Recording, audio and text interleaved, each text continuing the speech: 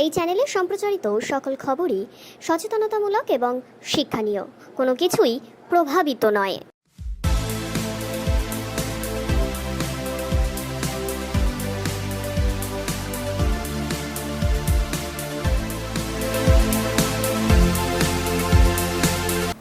মুখ্যমন্ত্রীকে অনুরোধ করব, মাতঙ্গিনী হাজরার নামে দয়া করে কোনো ভুল বলবেন না। তমলুকে এমনই প্রতিক্রিয়া দিলেন কিন্তু শুভেন্দু অধিকারী। 82তম ভারত ছাড়ো আন্দোলনের বর্ষপূর্তিতে সকালে তৃণমূলের পর দুপুরে তমলুকে পদযাত্রা সহকারে মাতঙ্গিনীর মূর্তিতে মাল্যদান করে শ্রদ্ধা জ্ঞাপন করেন বিজেপি। উপস্থিত ছিলেন রাজ্যের বিরোধী দলনেতা শুভেন্দু অধিকারী। শ্রদ্ধা জ্ঞাপনের পরে তিনি বলেন, পুলিশ বাবুরা তোলামূল, আমরা আগে সকালে প্রোগ্রাম করতাম, কিন্তু এখন পুলিশ তাদেরকে আগে সুযোগ দিয়েছে। আমাদের দুপুরে সময় দেওয়ায় আমাদের দেরি হয়েছে। মুখ্যমন্ত্রীকে অনুরোধ করব, দয়া করে মাতঙ্গিনী হাজরার নামে ভুল বলবেন না। এর পরের বার যখন শ্রদ্ধা জ্ঞাপন করবেন তখন শহীদ হওয়ার জায়গার নাম ভুল বলবেন না, পিছামনি না বলে তমলুক বলবেন। এরপরে তিনি বাড়িকুলের উদ্দেশ্যে রওনা দেন।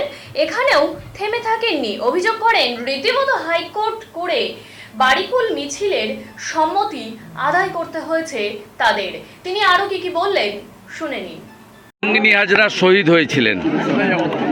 আমরা প্রত্যেক বছর 9ই আগস্ট পালন করি তমলুকের বানপুকুরে, এবং গোটা ভারতবর্ষ জুড়েই পালিত হচ্ছে আজকে ভারত ছাড়ো আন্দোলনের বর্ষপূর্তি।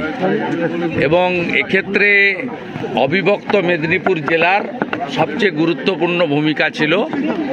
আজকের এই আন্দোলন শুরু হয়েছিল সর্বাধিনায়ক সতীশবাবু, সুশীলবাবু, অজয়বাবু, রজনীবাবু, মা মাতঙ্গিনী হাজরা এদের উদ্যোগে, এবং এর ফলশ্রুতিতেই 17ই ডিসেম্বর 1942 তাম্রলিপ্ত জাতীয় সরকার প্রতিষ্ঠা হয়েছিল।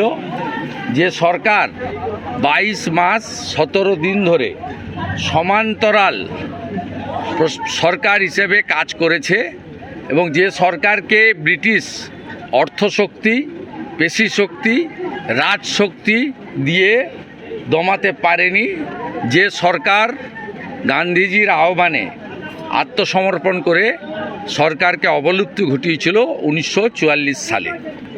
তাই ভারতবর্ষের অন্যতম গুরুত্বপূর্ণ তাম্রলিপ্তের ধ্বজাধারী এই ঐতিহ্যমণ্ডিত তাম্রলিপ্ত নগর এবং মা মাতঙ্গিনী হাজরা, যেখানে এক হাতে শঙ্খ, সনাতনের প্রতীক শঙ্খ, আর এক হাতে দেশের জাতীয় পতাকা নিয়ে বন্দে মাতরম বলে এখানে প্রাণ দেহ রেখেছিলেন, সেখানেই আমরা প্রতি বছরের মতো পালন করি।